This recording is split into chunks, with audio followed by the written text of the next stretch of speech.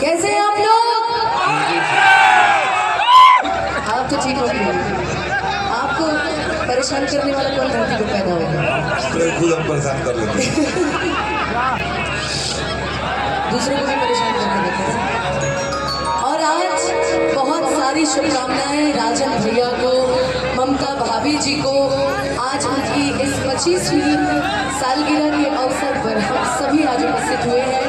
भैया का प्रेम और स्नेह पाने और साथ ही साथ बहुत सारी शुभकामनाएं देने भैया और भाभी को कि ऐसे ही आप दोनों हमेशा मुस्कुराते रहिए। ऐसे कि ब्याह में आवे के मौका हमने के नाम मिलल अपने को पैदे ना भूल गए, तो हमने के सोचने की 25वीं सालगिरह पे चले के बेरा।